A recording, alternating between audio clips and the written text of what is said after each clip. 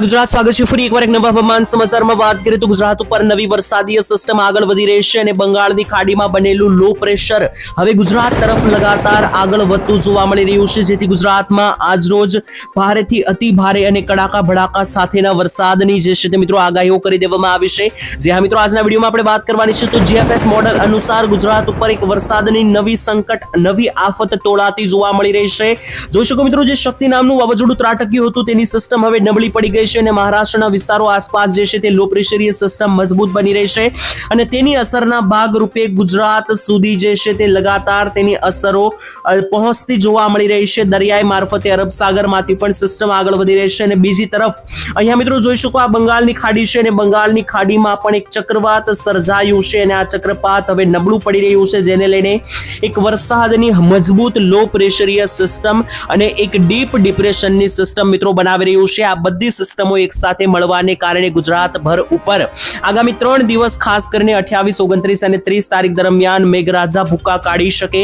કયા કયા ભાગોમાં કેટલો વરસાદ પડશે તેના વિશે દરેક માહિતી ક્રિસ્ટલ અને ક્લિયર જણાવવાની છે આજના આ મહત્વના વિડીયોની અંદર। તો મિત્રો દરેક મિત્રોને એક વિનંતી રહેશે કે વિડીયોને અંત સુધી જોતા રહેજો, જેથી કરીને જેટલી પણ માહિતી જે છે તે મિત્રો તમને મળી જાય। સાથે તમારા ગામમાં હાલ કેવું વાતાવરણ છે અને તમારું ગામ કયું છે તે પણ કોમેન્ટમાં લખી દેજો। તો આવો મિત્રો દરેક માહિતી વિશે તમને માહિતી આપું। સૌથી પહેલા એક બંગાળની ખાડીમાં સર્જાયેલું જે ચક્રવાત કહી શકો, મિની વાવાઝોડું જે છે, જોઈ શકો મિત્રો આ બંગાળની ખાડીનો એરિયા રહેલો છે અને ત્યાં મિત્રો જે આ લો પ્રેશર, આ ચક્રવાત એક મિની વાવાઝોડું ગણી શકો અથવા તો મિત્રો એક સાયક્લોન ગણી શકો। તો જે આ ચક્રવાત સર્જાયું છે, આ ચક્રવાતની અસરો જે છે તે લગાતાર ઓલ ઓવર ભારત ઉપર જોવા મળી રહી છે।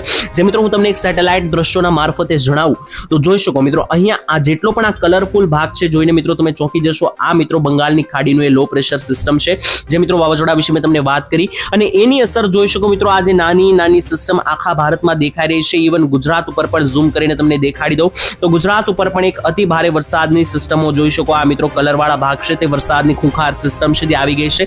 તેનું મુખ્ય કારણ એક જ છે કે મિત્રો અત્યારે બંગાળની ખાડી ઉપર જે લો પ્રેશરીય બની રહ્યા છે, સિસ્ટમો બની રહ્યા છે, આ જે બંગાળની ખાડી છે ત્યાં મિત્રો જે આ ચક્રવાત ફેલાઈ રહ્યું છે, આ ચક્રવાતને કારણે જે છે તે સંપૂર્ણ ગુજરાત, સંપૂર્ણ ભારતની મિત્રો છૂટા એરિયાની અંદર જે છે તે આ બંગાળની ખાડીની અસરના ભાગરૂપે જોઈ શકો અડધા ભારતની અંદર જે છે તે આટલા અડધા પ્રકારના પટ્ટા ઉપર જે છે તે વરસાદની સિસ્ટમો ફેલાઈ રહી છે, જેને લઈને ઓલ ઓવર ગુજરાત ઉપર અને ઓલ ઓવર ભારત ઉપર જે છે તે વરસાદનું સંકટ વધ્યું છે। અને ગુજરાત ઉપર તો મિત્રો એક બીજી પણ મોટી આફત છે, ખાસ કરીને જે અહીંયા અરબી સમુદ્રની અંદર, અરબી સાગરની અંદર જે શક્તિ વાવાઝોડું આ રીતનું મહારાષ્ટ્ર ઉપર ત્રાટક્યું હતું અને ત્રાટક્યા બાદ મિત્રો 25 તારીખથી જે છે ત્યાં એક વરસાદની સિસ્ટમ બની ગઈ છે। વાવાઝોડાની સિસ્ટમમાંથી મટીને મહારાષ્ટ્ર ઉપર મિત્રો જોઈ શકો કે અત્યારે ખાસ કરીને કડાકા ભડાકા સાથે હાઈ લેવલના વરસાદો અત્યારે નોંધાઈ રહ્યા છે। આ મહારાષ્ટ્રનો પટ્ટો છે જ્યાં તમે જોઈ શકો અને મહારાષ્ટ્રમાં મિત્રો આ ભારે વરસાદની સિસ્ટમો જે છે તે એક્ટિવેટ બની ગઈ છે, તેને કારણે અત્યારે સમગ્ર મહારાષ્ટ્રમાં તોફાની વરસાદો તૂટી પડ્યા છે। આ જ વરસાદની સિસ્ટમ જે છે તે લગાતાર ગુજરાત સુધી આ રીતનો માર્ગ પકડીને આગળ જતી જોવા મળી રહી છે, જેથી ગુજરાતમાં પણ આગામી કલાકોની અંદર મેઘરાજા તૂટી પડે તેવી સંભાવના છે। તો મિત્રો એક ગામનું નામ લઈને જણાવવામાં આવશે કે ગુજરાતમાં કેટલો વરસાદ આવવા જઈ રહ્યો છે। તેના પહેલા મારે તમને એક ખાસ કામની અને અપડેટ આપવાની છે, મહત્વની માહિતી ચોમાસાને લઈને આપવાની છે। ચોમાસું મિત્રો જે છે તે ધીમું પડ્યું છે। જી હા મિત્રો, તમને જણાવી દઈએ તો મહારાષ્ટ્રએ આવીને ચોમાસાએ જાણે ગોથું ખાધું હોય, બ્રેક મારી હોય તેવું લાગી રહ્યું છે। અહીંયા મિત્રો જણાવી દઈએ કે આજની ડેટમાં ચોમાસું ક્યાં પહોંચ્યું છે તો જોઈ શકો આટલા લેવલ ઉપર પહોંચ્યું છે। આ નીચેના જે પટ્ટા છે, નીચેના વિસ્તારો છે, ત્યાં લેવલમાં મિત્રો અહીંયા ચોમાસું જે છે તે મિત્રો પહોંચ્યું છે। ગુજરાત જે છે તે આપણું અહીંયા ઘણું દૂર આવેલું છે। ગુજરાતના પીળા કલરથી માર્ક કરું તો જોઈ શકો ગુજરાતથી જે છે તે હજુ ચોમાસું ઘણું દૂર ગણી શકો કે 1000 કિલોમીટર જેટલું અંતરથી હજી મિત્રો દૂર રહેલું છે અને કહેવામાં આવી રહ્યું છે કે મિત્રો ચોમાસું જે છે તે એક મોટી બ્રેક મારશે। 1 તારીખ આસપાસ જે છે તે ચોમાસામાં બ્રેક લાગવા જઈ રહી છે, તો ગુજરાતીઓ હડબડી કરતા નહીં, ચોમાસાને જે છે તે હજુ ઘણો અંતર લાગશે। જે હા મિત્રો દર વર્ષ કરતા વહેલું આવી જશે તેમાં કોઈ ડાઉટ નથી, પરંતુ છતાં પણ ચોમાસું જે છે તે અત્યારે ધીમી સ્પીડે આગળ વધી રહ્યું છે અને કહેવામાં આવી રહ્યું છે કે હજુ તો 1 જૂન આસપાસ ફરીવાર જે છે તે ચોમાસું મોટી બ્રેક મારશે। ખાસ તો મિત્રો ક્યાં બ્રેક મારશે તો મહારાષ્ટ્રની નજીક જ્યારે આવી જશે ત્યારે, અત્યારે મિત્રો મહારાષ્ટ્રમાં તો આવી જ ગયું છે, પરંતુ જ્યારે આગળ આવશે ત્યારે મિત્રો આ ચોમાસું જે છે તે એક નવી બ્રેક મારે તેવી મિત્રો જે છે તે આગાહી સામે આવી રહી છે અને ટૂંકમાં તમને જણાવી દઈએ તો ગુજરાતમાં આ ચોમાસું જે છે તે ખાસ કરીને આપણને 15 જૂન આસપાસ પહેલો વરસાદ લઈને આવતું જોવા મળશે, જે અગાઉ પણ માહિતી આપી હતી. એટલે કે ગયા વર્ષે 24 જૂન આસપાસ આવ્યું હતું, છતાં પણ આ વખતે 7 થી 8 દિવસ જે છે તે વહેલું જ જોવા મળશે. તો ચાલો મિત્રો ચોમાસા વિશે તો આવનારા વિડીયોમાં ડિટેલમાં માહિતી આપતા રહીશું. જેમ જેમ આગળ વધશે તેમ તેમ અત્યારે હાલ હું તમને વરસાદની જ માહિતી આગળ વધું તો ખાસ કરીને જોઈ લઈએ કે હવે આજે આવતીકાલે અને એના આગલા દિવસે એટલે કે આ 2-3 દિવસમાં ક્યાં અને કેટલો વરસાદ જોવા મળી શકે. અત્યારે મિત્રો હું તમને જણાવી રહ્યો છું તો તારીખ 28 સાંજથી લઈને 29 તારીખની મોડી રાત સુધી એટલે કે આ 2 દિવસ 28 29 તારીખ દરમિયાન ક્યાં અને કેટલો વરસાદ ગુજરાતમાં જોવા મળી શકે તેને લઈને શું જણાવી રહ્યા છે વાદળીય સિસ્ટમો, શું જણાવી રહ્યું છે હવામાન. ચાલો મિત્રો અપડેટ મેળવી લઈએ, ખાસ કરીને જાણી લઈએ કે શું કહી રહ્યું છે હવામાન અને વાદળ. કારણ કે મિત્રો સંપૂર્ણ અપડેટ આપણે વાદળોને આધારે મેળવવાની છે. આ ગુજરાતનો પટ્ટો છે અને ગુજરાત ઉપર અત્યારે હાલ કાળા ડિબાંગ વાદળો મિત્રો જે છે તે પૂરા જોરમાં આગળ વધી રહ્યા છે અને આ વાદળોના સિસ્ટમોને કારણે જ આપણે જાણવાનું છે. શરૂઆત મિત્રો કરીએ દક્ષિણ ગુજરાતના ભાગથી. તો દક્ષિણ ગુજરાતમાં મિત્રો સારી હાઈ લેવલના વાદળો જોવા મળી રહ્યા છે, જેને લઈને ખાસ દક્ષિણ ગુજરાતના પટ્ટામાં પણ ભારેથી અતિભારે તોફાની વરસાદની સંભાવના રહેશે, જેમાં બોડેલીથી લઈને આજે મિત્રો વડોદરાનો પટ્ટો છે, અહીંયા ખંભાત આવેલું છે, આણંદ, બોરસદ અને આસપાસના ખંભાતના વિસ્તારો, તારાપુર, ત્યાંથી પણ નીચે મિત્રો જમણી બાજુ તરફ આગળ વધીએ તો છોટાઉદેપુરના વિસ્તારો અને ત્યાંથી મિત્રો નીચે આવે તો ખાસ કરીને જે રાજપીપળાના વિસ્તારો છે, આ ભરૂચનો પટ્ટો છે, રાજપીપળા છે. નીચે તરફ આગળ જોઈ લઈએ તો ખાસ કરીને સુરતથી ઉપર જે મિત્રો અહીંયા કોસંબાના વિસ્તાર છે, અંકલેશ્વર છે, સુરત છે અને ત્યાંથી પણ નીચે મિત્રો જોઈ શકો હજુ પણ નીચે મિત્રો આજે વલસાડ છે, આહવા, ડાંગ છે, વ્યારા, બારડોલી અને નવસારી, આ દરેકે દરેક ભાગો ઉપર જે મિત્રો આ ત્રિકોણાકાર જે આ દક્ષિણ ગુજરાતનો આ પટ્ટો છે, આ સમગ્ર પટ્ટા ઉપર જે છે તે ખાસ કરીને કાળા ડિબાંગ વાદળોની સિસ્ટમ ભરપૂર માત્રામાં આગળ વધી રહી છે, જેને લઈને આગામી કલાકો અંદર અને ખાસ કરીને આજે અને આવતીકાલે ગુજરાત ઉપર જે છે તે ભારે વરસાદની કડાકા ભડાકા સાથેના વરસાદની દક્ષિણીય ગુજરાતમાં આગાહી કરવામાં આવી છે.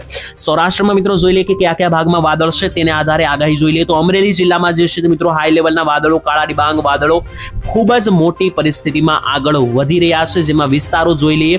ઝૂમ કરીને મિત્રો તમને વિસ્તારો વિશે પણ માહિતી આપી દઉં તો અમરેલી જિલ્લામાં જોઈ શકો મિત્રો ખાસ કરીને જે આ લાઠી આસપાસના વિસ્તારો છે ત્યાંથી પણ ઉપર મિત્રો જોઈએ તો આ ચિત્તલના વિસ્તારો, બાબરા, લાઠી, ઢસાના વિસ્તારો, દામનગર, અમરેલી, જાત્રોડા, કુંકાવાવના વિસ્તારો, ત્યાંથી પણ મિત્રો નીચે આવીએ તો ખાસ કરીને જે આ બગસરાના વિસ્તારો છે, લુંઘાણિયા, છલાળા, ધારી, દુધાળા, વાઘાણિયા, ગારિયાધાર બોર્ડર, ત્યાંથી નીચે આવીએ તો ખાસ કરીને જોઈ શકો મિત્રો ખાંભા, રાજુલા અને લીલિયા, આટલા મિત્રો જે પંથકો છે તો ખાસ કરીને આ પંથકો દરમિયાન અમરેલી જિલ્લામાં જે છે તે આજે અને આવતીકાલે આગામી 24 થી 48 કલાકની અંદર વરસાદ જે છે તે તૂટી પડશે. ગાજવીજ સાથેના વરસાદો જોવા પ્રી મોન્સૂન એક્ટિવિટીના ભાગરૂપે મળી શકે. ત્યાંથી આગળ વાત કરીએ અને મિત્રો રાજકોટ જિલ્લાની હવે ખાસ કરીને માહિતી મેળવી લઈએ તો રાજકોટ જિલ્લાના જે ઉપરીય ભાગો છે ત્યાં ખાસ કરીને સારા વરસાદની આગાહી, જેમાં સરદારના વિસ્તારોથી લઈને શાપર, વેરાવળ, લોઢિકા, કાલાવાડ, વિછિયાના વિસ્તારો, ભાડિયા, આણંદપુરના વિસ્તારો, આ દરેક વિસ્તારોમાં ભારે વરસાદની આગાહી. જ્યારે જે ગોંડલ, જેતપુર, ઉપલેટાના વિસ્તારો છે આ વિસ્તારોમાં કોઈ મોટું વાદળ નથી, જેથી ત્યાં કોઈ મોટા વરસાદની આગાહી નથી.